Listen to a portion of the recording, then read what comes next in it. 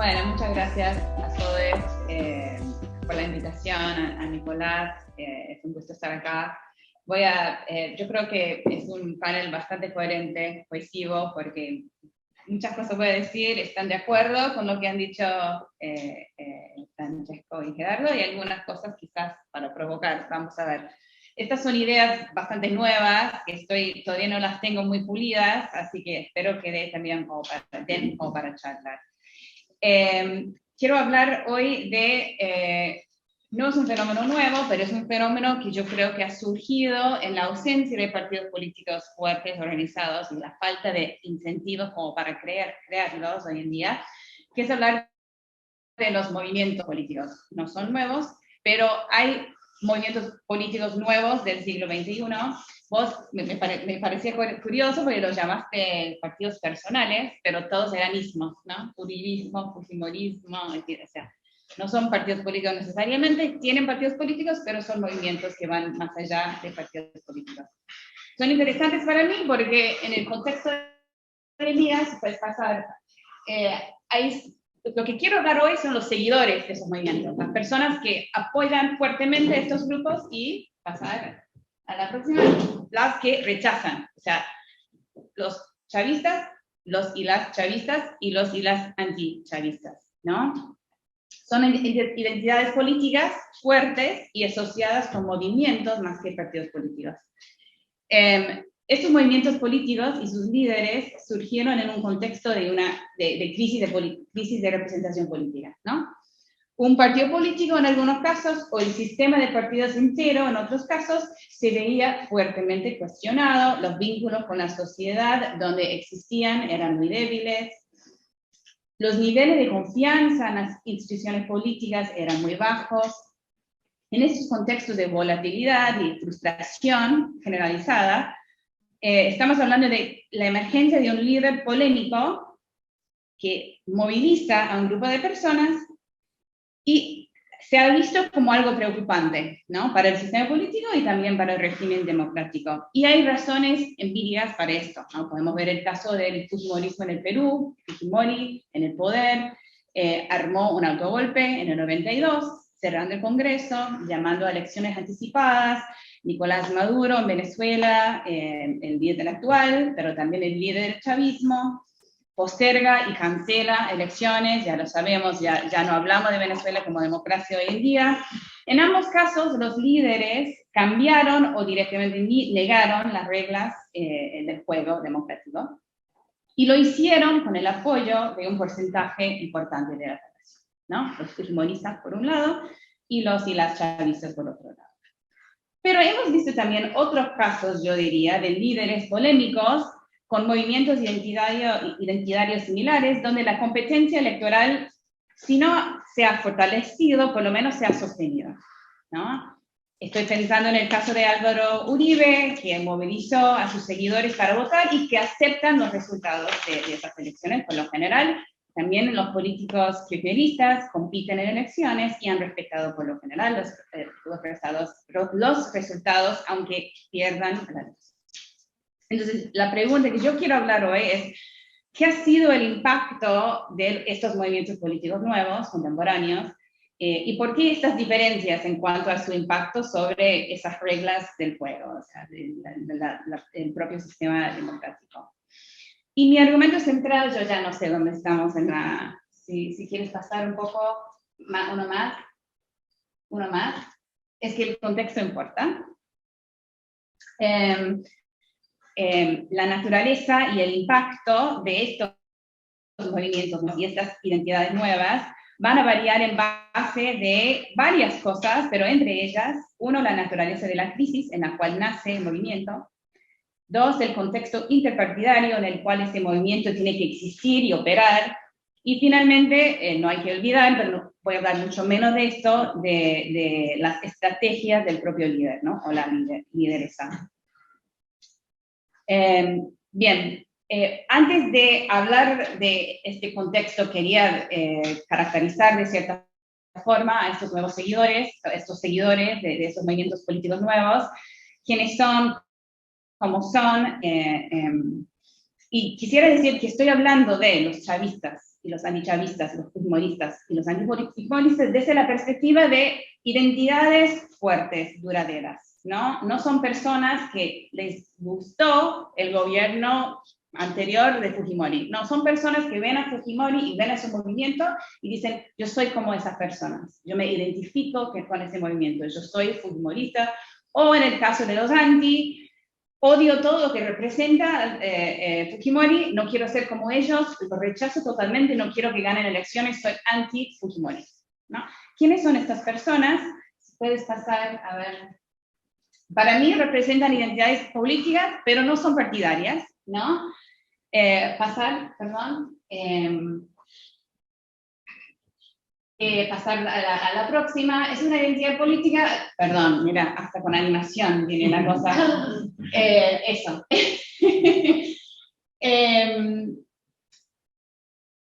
O sea, es una identidad basada en el líder, o la lideresa y su movimiento, y el movimiento es más que el partido.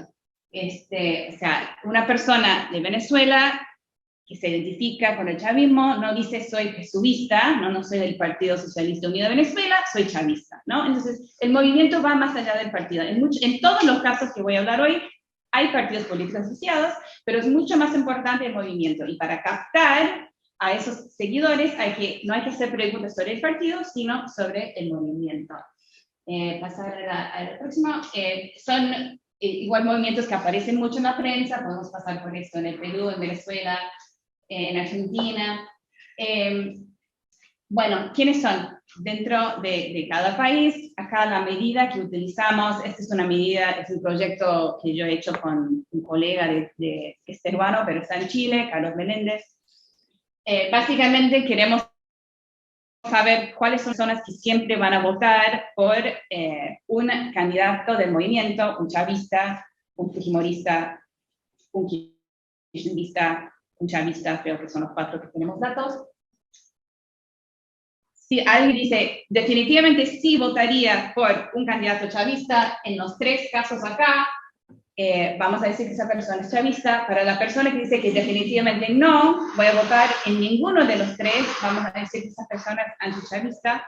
Si alguien dice, voy a votar definitivamente sí, en 2 de los 3 casos, y probablemente sí, en el tercer caso, no los incluimos como chavistas. O sea, queremos tener la barra muy alta como para distinguir las personas que, ya que no tenemos datos, bueno, para distinguir a esas personas que realmente se identifican con ese grupo, ¿no? Que siempre van a votar por ese movimiento. A ver, vamos a pasar. Los duros son los que siempre van a decir que sí, los antis son los que van a decir que no, y los resultados, ahí. Esto viene de datos de hace tiempo ya, pero es interesante igual que vemos los que siempre votarían por los fujimoristas, es casi el 10% de la población. Vemos en todos los casos, menos el peronismo, que tenemos datos sobre el peronismo, hay más anti que pro, ¿no? En el caso del peronismo hay más peronistas que antiperonistas, pero bueno, eso no quería hablar hoy. Pero lo que vemos es que los grupos de personas que rechazan fuertemente a esos movimientos siempre son más grandes, ¿no? En los 4 casos. Si puedes pasar. Sí tenemos datos en Perú de larga, o sea, que son identidades que se mantienen a lo largo del tiempo, ¿no? Es más o menos un 9-8% de la población los que siempre van a votar por el fujimorismo. El anti se dispara en el 2019 por cuestiones del escándalo de corrupción que empezó alrededor de ese año, pero más o menos un 35% de la población que jamás votaría por el fujimorismo. O sea, no es una expresión del momento, creemos que hemos capturado a grupos que realmente se autoidentifican con estos movimientos. Puedes pasar.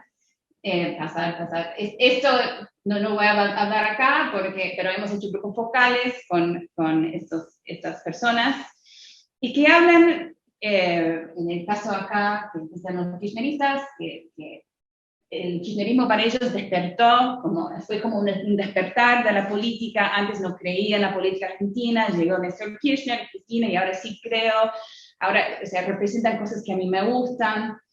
Por otro lado, si vas al próximo, que el rechazo, los antis hablan de fue un gobierno nefasto, nefasto es la palabra que se utiliza mucho, el uribismo encarna cosas violentas, el fujimorismo fue el peor gobierno, y hablan de los anti-kirchneristas, por ejemplo, tienen cosas negativas que decir sobre los kirchneristas, o sea, son grupos que ven al otro grupo con cierto desprecio, además del movimiento político, ¿no? O sea, estamos hablando de dos grupos bastante distintos. Tenemos otros datos, si quieres pasar, que controlando por una serie de cosas, esa identidad nos ayuda a explicar el comportamiento electoral de las personas, por quién van a votar, por quién no van a votar. Podemos pasar por esto, porque esto para mí no es lo más interesante, podemos hablar de eso después, porque quería llegar al porqué de si estos movimientos existen en distintos países, porque el impacto parece ser distinto. En algunos lados, no vemos que la existencia de un movimiento político debilite el sistema democrático. En otros lados, vemos que sí. ¿Por qué sería? Y aquí quiero hablar del contexto que para mí el contexto importa. ¿Cuánto me queda? ¿Serían el 5? 5. Bueno, ya no necesitamos más las diapositivas. Ok. Primero, para empezar, quisiera decir que típicamente cuando vemos que hay algún tipo de arraigo social, ¿no? En partidos políticos casi no hay hoy en día en América Latina, hay casos excepcionales, pero vemos poco arraigo por lo general de los partidos y las personas. Por lo general, sin embargo, cuando vemos arraigo, ha sido visto sobre todo desde la literatura más occidental como algo positivo, ¿no? Las identidades políticas, las identidades partidarias ayudan a sentar el sistema político, ¿no? Ayuda a darle estructura, a darle cierta predecibilidad, no sé si es una palabra, ayudan a fomentar un voto consistente, le dan cierta estabilidad al sistema político. Los movimientos políticos típicamente no vemos que tienen la misma relación. Pero de todas formas, si queremos comparar, que para mí el kirchnerismo y antikirchnerismo acá, y el impacto que ha tenido acá es muy distinto al chavismo, antichavismo en Venezuela, el contexto importa. Primero quiero hablar de los orígenes de esos movimientos, cómo surgieron, ¿no? En los últimos 20 años, 25 años, estos movimientos tienden a surgir luego de una crisis de representación, cosa que ya hablamos, pero no todas las crisis son iguales, ¿no? Algunas crisis, como la de Colombia o la de Argentina, debilitan al sistema de partidos sin cambiarlo del todo, ¿no? Otras crisis de representación, como la de Venezuela del 98 o la del Perú del 1990-92, resultan en el colapso total del sistema de partidos, ¿no? Son dos crisis distintas, ¿no? Uno es un cambio importante, otro es un rechazo al sistema en sí. En el primer caso, no, donde el sistema cambia pero no es rechazado en su totalidad, porque eso es una diferencia importante. En el caso de Colombia, por ejemplo, los partidos liberal y conservador perdieron votos y sufrieron escisiones, pero nunca desaparecieron del todo, ¿no? En el caso de Argentina, el peronismo seguía, ¿no?, como vigente, el Partido Radical logró sobrevivirse al nivel, luego surgir de nuevo. ¿Por qué importa esto? Para mí, en estos casos, que no hay un cambio total del sistema de partidos, lo que quiere decir es que cuando surge un líder polémico, un Néstor Kirchner, Cristina Kirchner, un Álvaro Uribe, para las personas que rechazan a esos líderes, todavía hay opciones viables en el sistema político, ¿no? Hay políticos opositores en el Congreso. En otras palabras, existe la posibilidad de que, o sea, los antis, perdón por no explicarme muy bien, los anti-uribistas en el caso de Argentina y los anti-kirchneristas en el caso de Argentina, todavía había opciones viables para elegir, ¿no?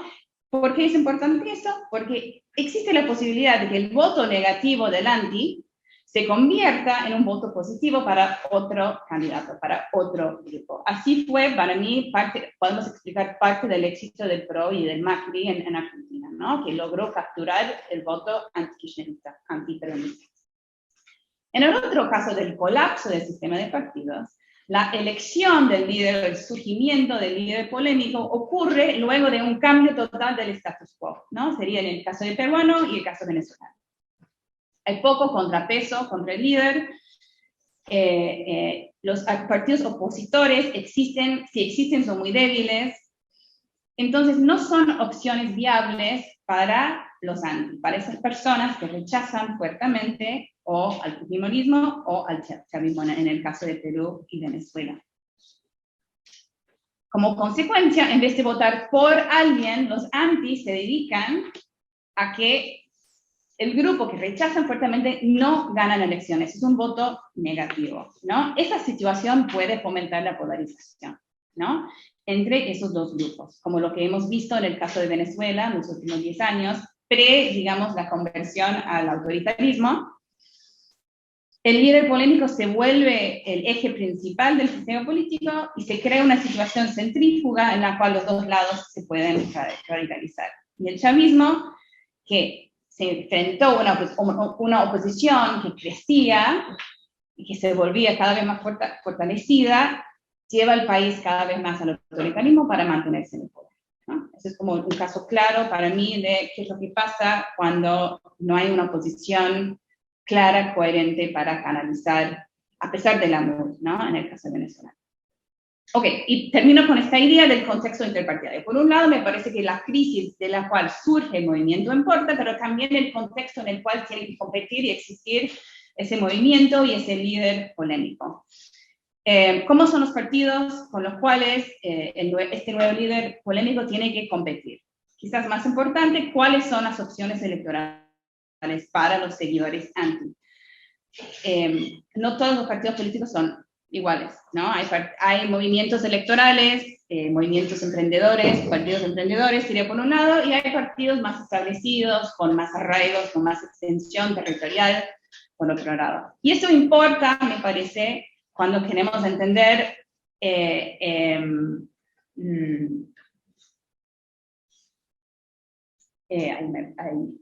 eso es importante para entender la posibilidad de que la movilización del voto anti se extienda más allá de una elección. A ver, pongo dos ejemplos para aclarar las ideas. Pensamos en el caso de Colombia y el caso de Argentina. Dos casos donde el sistema de partidos cambió mucho con la crisis, pero no colapsó del todo, ¿no? En el caso de Colombia, vemos en el 2010 surge Antanas Mockus, ¿se acuerdan de él? Como el principal candidato opositor a Juan Manuel Santos, el candidato uribista en ese momento. Mockus se había sumado al Partido Verde, que era un partido programático, pero muy chico, poco conocido, muy concentrado en Bogotá, tenía muy pocos recursos, fue un partido nuevo, sin extensión territorial y con pocos militantes. El surgimiento, o sea, que lo que pasa, pierde la elección, el partido colapsa, como muchos partidos que surgen y luego no tienen mucha extensión, porque para mí no tienen los recursos como para mantenerse a lo largo del tiempo. Y el surgimiento de Mockus termina en una tremenda frustración política. Eso es una citación de un texto de Rincón del 2011. Luego tenemos el caso de Mauricio Macri en Argentina, principal candidato opositor al candidato kirchnerista en la campaña del 2015, ¿no? El PRO, igual que el Partido Verde, un partido chico, programático, muy porteño, muy concentrado por acá, pero con aspiraciones a crecer, ¿no? Ustedes ya saben qué es lo que pasa acá. El PRO forma una coalición con la coalición cívica y la UCR, el Partido Radical. Ese Partido Radical sí tiene recursos, sí tiene extensión nacional. El éxito del PRO se debe, en gran parte, yo diría, a esa coalición que arma con el Partido Radical. Se vuelve la coalición una marca conocida, el Partido Radical es una marca conocida, trae muchos recursos a la coalición, ayuda a que Macri tuviera una presencia nacionalizada. Ya sé que se me acabó el tiempo, ya voy terminando. Macri gana la elección, pero más importante para mí, esa coalición se mantiene unida a pesar de varias pugnas de poder que vimos durante los años de Macri en el poder. El PRO crece como parte de esa coalición y hoy en día es una opción de derecha importante. Con el respaldo de la maquinaria del Partido Radical, Macri logró posicionarse como el candidato anti-kirchnerista, movilizando el voto de los anti, entre otros grupos. Es más, el PRO se nutra de su juxtaposición con el kirchnerismo y hoy en día representan las dos tendencias electorales más importantes del país. Ok, el problema es que en algunos casos los antis no tienen esta opción electoral viable. En Perú y en Colombia, por ejemplo, eso sí, si tú quieres pasar, bueno, no importa. No importa.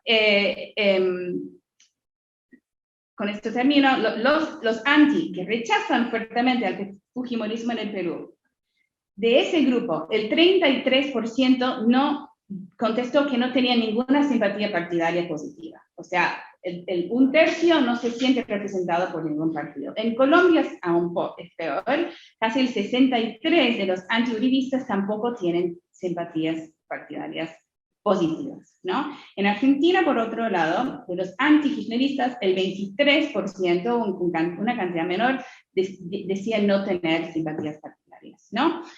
Los anti es un grupo politizado. Esas personas están muy motivadas a que ciertas personas no ganen las elecciones, se involucran en la política para que esas personas no ganen.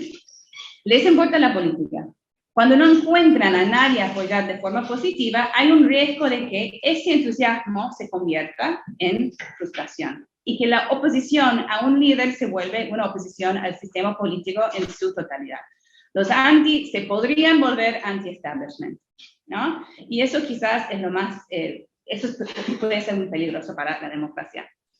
No hablé de la agencia de los líderes, pero obviamente esto también importa. Quisiera dejarlo ahí con esas ideas sobre los que identifican fuertemente con y sobre todo en contra de los movimientos políticos y su impacto hoy en día sobre la política. Gracias. Perdón.